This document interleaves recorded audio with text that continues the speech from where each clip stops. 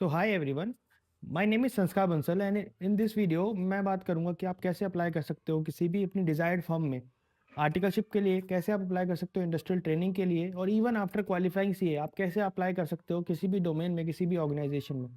सो ये सारे मेथड्स जो मैं अभी बताने वाला हूँ, ये मैंने खुद ने भी ट्राई करे हैं and I hope this will be helpful to you as well. So let's start with this. So ये कुछ पॉइंटर्स है जो हम आज इस वीडियो में कवर करने वाले हैं। सबसे पहला कि कैसे हमें इंटरव्यू कॉल लानी है और या कैसे हमें अप्लाई करना है किसी भी ऑर्गेनाइजेशन के अंदर आर्टिकलशिप के लिए।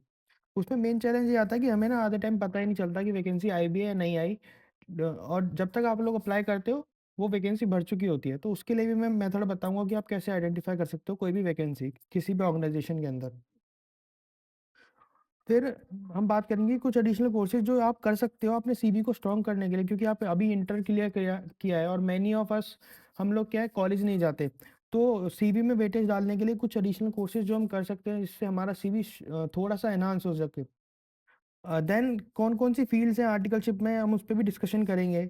या और बिग फोर फर्म में जाना चाहिए या मिड साइज फर्म में जाना चाहिए, इस पे भी हम आज इस वीडियो में बात करने वाले हैं। तो मैं सबसे पहले अपना थोड़ा सा इंट्रोडक्शन दे देता हूँ। मैंने अपनी आर्टिकलशिप एसएस कोठारी मेहता से करी थी in statutory audit domain.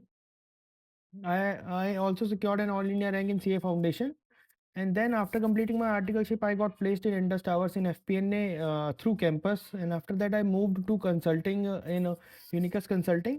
So that's a short brief of background of myself. And अभी हम बात करते हैं कि आप कैसे अप्लाई कर सकते हो। तो किसी भी ऑर्गेनाइजेशन के अंदर ना अप्लाई करने के लिए 5 तरीके होते हैं जो मुझे पर्सनली सही लगता है।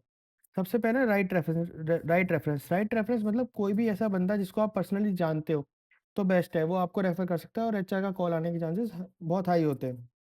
बट अगर नहीं भी जानते हो ना, तो आप राइट रेफरेंस लिंक्डइन के थ्रू भी ले सकते हो। राइट रेफरेंस अगर आप लिंक्डइन के थ्रू देखते हो तो कोई भी ऐसा बंदा जो मैनेजर है उससे अबव लेवल का है, आपके लिए वो राइट रेफरेंस है। बिकॉज यही वो लोग हैं जिनको अपनी टीम में पर्सन्स की नीड होती है और यही लोग वैकेंसी क्रिएट करते हैं। तो अगर आपको लिंक्डइन के थ्रू इनकी डायरेक्ट रेफरेंस मिल गई तो बेस्ट हो जाएगा आपके लिए। देन लिंक्डइन पे भी वैकेंसीज आती हैं, 4 वैकेंसीज लिंक्डइन पे पोस्ट करती हैं, आप वहाँ पे डायरेक्टली डाल सकते हो। देन वैकेंसी आती है आपकी कंपनी की वेबसाइट पे। अब ये तो हो गई वैकेंसी अगर कंपनी एचआर पोस्ट कर रही है उसकी बात, बट हो सकता है वैकेंसी ना हो, बट आप को पता है कि हाँ एक बंदा है जो लगवा सकता है। या आप आपको लगता है कि अगर मैं इस बंदे को रीच आउट कर लूँ तो शायद कुछ हो सकता है। तो उसके लिए ना आप कोल्ड ईमेल कर सकते हो। कोल्ड ईमेल बेसिकली होता है कि आप किसी भी रैंडम पर्सन को आप मेल करते हो और चांसेस होते हैं कि वो आपका रिस्पॉन्ड कर देंगे। तो ये भी मैं आपको बताऊंगा इस वीडियो में कि आप किसी भी पर्सन की मेल आईडी कैसे एक्सट्रैक्ट कर सकते हो। एंड आप हाँ ये चीज़ तो ऑब्वियस है, आप एचआर्स को लिंक्डइन के थ्रू, ईमेल के थ्रू और इधर through cell phone if you have their number reach out करो और सेमलेसली रीच आउट करो यार, कोई फ़र्क नहीं पड़ता। बिकॉज आपको अपना काम करना है तो आपको करना ही पड़ेगा।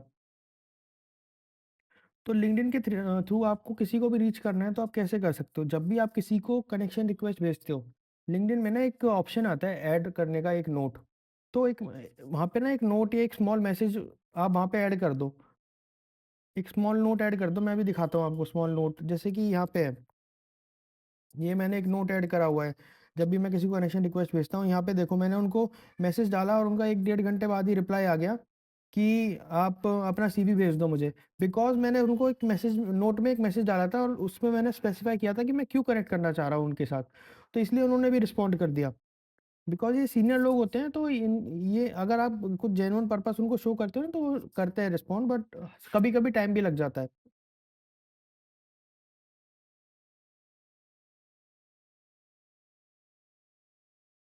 अभी और क्या कर सकते हो, इनमेल क्रेडिट्स। इनमेल क्रेडिट क्या होता है, जब आप लिंक्डइन पे किसी के कनेक्शन में आते हो तो आप ना किसी को भी मैसेज डाल सकते हो। इनमेल क्रेडिट के थ्रू क्या होता है कि आप बिना कनेक्ट करे भी मैसेज डाल सकते हो किसी भी पर्सन को, जैसे मैंने यहाँ पे डाला हुआ है। मैंने उनको मैसेज डाला कि sir I am interested in FDD domain and he just responded me after 1 minute and next day मेरा इंटरव्यू यहाँ पे शेड्यूल हो चुका था। तो आप अगर डायरेक्टली रीच आउट करोगे लिंक्डइन के थ्रू ऐसे कोल्ड मैसेजेस डाल के इनमेल क्रेडिट्स के थ्रू, तो चांसेस हाई होते हैं कि आपको रिस्पॉन्स आ सकता है वहाँ से। एंड ये कैसे मिलेगा ऑप्शन आपको ना, लिंक्डइन 1 महीने का प्रीमियम सब्सक्रिप्शन फ्री में देता है, तो आप वो ले लो और उसके बाद ही सारे फीचर्स अनलॉक हो जाते हैं। आप उसका यूज़ करो और अपना लिंक्डइन को लेवरेज करो। एंड यस, जितना हो सके ना उससे ज़्यादा से ज़्यादा पर्सन्स को रीच आउट करने की कोशिश करना, ताकि आपका रिस्पॉन्स रेट बढ़ सके, क्योंकि जनरली रिस्पॉन्स रेट ना 5 या 6% ही रहता है। अगर आपने 100 लोगों को मैसेज डाला तो हार्डली 5 से 6% लोग ही आपको रिस्पॉन्ड करेंगे, ज़्यादा लोग रिस्पॉन्ड नहीं करेंगे। अभी हमने बात करी थी कि हम लिंक्डइन पे कैसे सर्च कर सकते हैं आर्टिकलशिप की वैकेंसी या कोई भी अलग वैकेंसी और कंपनी के नाम के साथ या किसी स्पेसिफिक डोमेन में। तो वो भी अभी मैं दिखाता हूँ आपको। ये आप यहाँ पे देख पा रहे हो, ये मैंने बुलियन सर्च करा है। सो आप डबल इन्वर्टेड कॉमा के अंदर आप डालो आपको क्या सर्च करना है, then and is kind of an additional criteria. तो जैसे मैंने यहाँ पे सर्च किया article and hiring and EY, so it means कि सर्च ऑल दोज पोस्ट जहाँ पे आर्टिकल भी लिखा हो, हायरिंग भी लिखा हो, ईवाई भी लिखा हो। तो आप यहाँ पे देखो सारी ईवाई की जितनी भी हायरिंग की पोस्ट है ना आर्टिकलशिप की, वो सारी आ गई। यहाँ पे देखो आप, ये सारी आर्टिकलशिप की हायरिंग की पोस्ट यहाँ पे फिल्टर होके आ चुकी है इसके थ्रू। अभी हम नेक्स्ट स्टेप पे चलते हैं कि कंपनी की वेबसाइट पे भी जाके आप सर्च कर सकते हो। किसी भी कंपनी की वेबसाइट पे जाओ, उनके करियर पेज पे जाओ और वहाँ पे चेक करो कि अगर वहाँ पे आपको लगता है कि वैकेंसी आ रही है, तो सबसे अच्छा तरीका है उस वैकेंसी को अप्लाई करने का, डायरेक्टली ना करके आपने लिंक्डइन पे जिन भी कनेक्शन से अपना कनेक्शन बनाया है या किसी भी आप बंदे को जानते हो, तो ना एक जॉब कोड होता है, वो जॉब कोड आप उस बंदे को भेजो कि सर यहाँ पे वैकेंसी है, ये जॉब कोड है, it would be great if you can refer me out. तो चांसेस हाई होते हैं कि वो आपको रेफ़र कर देंगे, और अगर उन्होंने आपको रेफ़र कर दिया तो चांसेस हाई होंगे कि एचआर का कॉल भी आएगा, क्योंकि इंटरनल रेफरेंस को ना एचआर ज़्यादा इंपॉर्टेंस देती है एज़ कम्पेयर टू आप डायरेक्टली उनके पास जा रहे हो। देन अब मैं आपको सिखाता हूँ कि कोल्ड ईमेल कैसे करते हैं।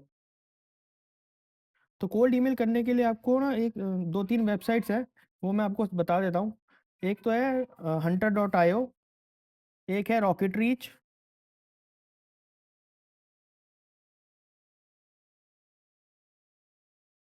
जैसे अभी हम यहाँ रॉकेट रीच के लैंडिंग पेज पे आ चुके हैं और मैंने ना यहाँ पे ऑलरेडी लॉगिन करा हुआ है। तो आपको क्या करना है, आप किसी भी पर्सन की ईमेल आईडी कैसे एक्सट्रैक्ट कर सकते हो।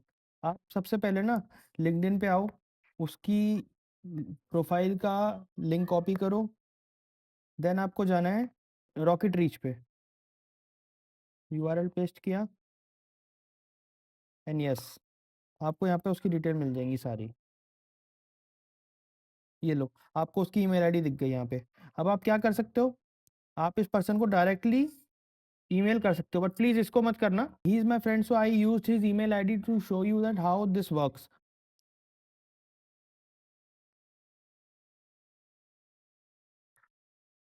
सो नेक्स्ट स्टेप हमारे पास है कि हम मैंने आपको ये बता दिया कि आप लिंक्डइन पे किसी को रीच आउट कैसे करते हो। जब भी आप किसी को रीच आउट करो तो वहाँ पे एक ऐड नोट का ऑप्शन आता है, आप उसमें हमेशा नोट ऐड करो। आप लिंक्डइन प्रीमियम ले लो, आप ईमेल क्रेडिट्स का यूज़ करो और डायरेक्टली मैसेजेस डालो, सो दैट कि आपका रिस्पॉन्स रेट बढ़ सके। आप पर्सनल ईमेल्स करो, ईमेल आईडी निकालना मैंने आपको बता दिया। देन आपको कैसे सर्च करना है लिंक्डइन पे, मैंने ये भी आपको बता दिया। कंपनी वेबसाइट पे आप कैसे करोगे, जॉब कोड लो और डायरेक्टली आप किसी भी पर्सन को रीच आउट करो। नहीं हो रहा तो ठीक है, आप ऑनलाइन अप्लाई करो, बट चांसेस हायर होंगे कि आप अगर डायरेक्टली रीच आउट करो किसी पर्सन को और उससे आप रेफरेंस लो। देन आपने जॉब, आपको मैंने बता दिया कि आपको ईमेल कैसे निकालनी है, और आप उस ईमेल आईडी पे आप कोल्ड ईमेल डाल सकते हो। Cold email is this, like you have to use some catchy subjects. और आप कैसे यूज करोगे कैची सब्जेक्ट्स, आप चैट जीपीटी से पूछ लो, परप्लेक्सिटी, क्लॉड एआई, कुछ भी एआई यूज करके आप उससे कुछ कैची सब्जेक्ट्स ले लो, सो दैट कि सामने वाला पर्सन ना आपकी मेल को खोले और रीड करे। तो जैसे मैंने यहाँ पे कोल्ड ईमेल्स डाले थे अलग अलग लोगों को, और उसके बाद आपको क्या करना है, कोल्ड ईमेल डालने के बाद ना एक 3-7 रूल होता है, वो आपको याद रखना है हमेशा। 3-7 मीन्स पहला मेल आ डाला आपने, 3 दिन बाद एक फॉलोअप, 7 दिन बाद दूसरा फॉलोअप। अगर कोई रिस्पॉन्स नहीं आता, it's all right, but just remember one thing कि ना शेमलेस होके रीच आउट करो। अगर तुम नहीं करोगे तो कोई और कर लेगा और वो आर्टिकलशिप अपॉर्चुनिटी या जॉब अपॉर्चुनिटी लेके चला जाएगा। And yes, as I told you, catchy subjects का यूज़ करो अटेंशन गैदर करने के लिए सामने वाले पर्सन की। आप कैसे उसको अटेंशन ग्रैब कर सकते हो उस पर्सन की, वो आपके ऊपर डिपेंड करता है। मैंने लिंक्डइन पे भी कुछ नोट्स के, कुछ मैसेजेस के अपने एक्सट्रैक्ट्स बना के डाले हुए अपनी लिंक्डइन प्रोफाइल पे। आप जाके चैट्स पोस्ट में सर्च करोगे नीचे तो आपको मिल जाएंगे वो भी। देन हम आते हैं हमारी कि कौन कौन सी फील्ड्स और डोमेन होती है आर्टिकलशिप में, और बिग फोर फर्म में जाना चाहिए या मिड साइज फर्म में जाना चाहिए।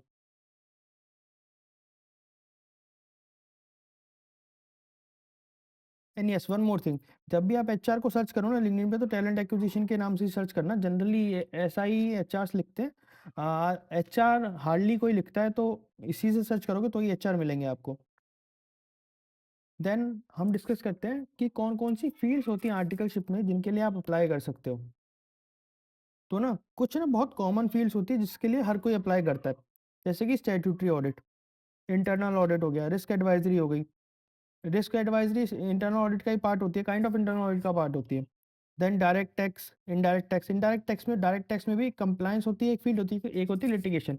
तो आई एडवाइज यू कि अगर आप टैक्सेशन की तरफ जा रहे हो तो आप लिटिगेशन में जाओ रादर देन ओनली कंप्लायंस।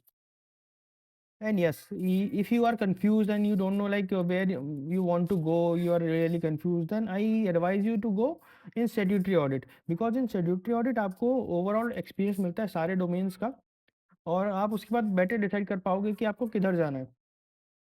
कुछ नीश प्रोफाइल्स भी होती है जहाँ पे आर्टिकलशिप में आपको अपॉर्चुनिटी मिल जाती है, जैसे कि एफडीडी हो गई, फॉरेंसिक ऑडिट हो गई, सॉरी, आईएफआरएस इंडियस एडवाइजरी हो गई, जिसे फैस भी बोला जाता है, सीएफ एडवाइजरी बोला जाता है। ये वही डोमेन है जिसमें मैं अभी जॉब कर रहा हूँ।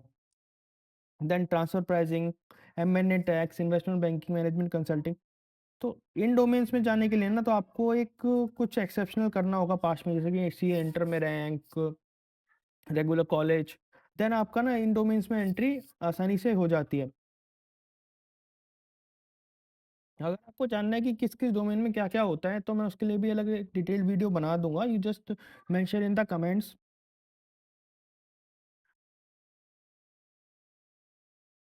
देन एक पॉइंट है जिस पे हमें डिस्कशन करना है कि बिग फोर फर्म या मिड साइज फर्म।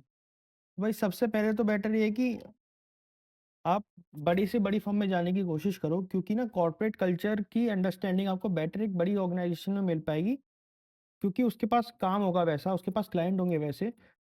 तो आपको ये भी आइडिया लगेगा कि लोग बात कैसे करते हैं, डेटा कैसे निकलवाते हैं, काम कैसे निकलवाते हैं। बट एक छोटी फर्म में ना आप लाला कंपनी में जैसे काम होता है ना, आप वैसे ही करके रह जाओगे। आप समझ नहीं पाओगे कि दुनिया में एक्चुअली में चलता क्या है। हाँ, आई कैन अंडरस्टैंड कि एक ही फील्ड में एक्सपोजर मिलता है, बट आप स्विच तो कभी भी कर सकते हो। तो बेटर रहेगा कि आप स्टार्टिंग में एटलीस्ट एक बड़ी फर्म से करो, सो दैट आपको एक बेटर एक्सपोजर मिल पाए। अगर आपको नहीं लगता, नहीं जमता वहाँ पे, कुछ भी नहीं समझ में आता, तो आप स्विच कर लेना बाद में। So that's it for from my side for today's video. You can anytime reach out to me over LinkedIn or in the WhatsApp group. The link of the WhatsApp group is I am dropping in the comment section or in the chat in the description part. You can just join if you want. So thank you so much for watching this video, and please do hit the like button if you like the video and subscribe to the channel.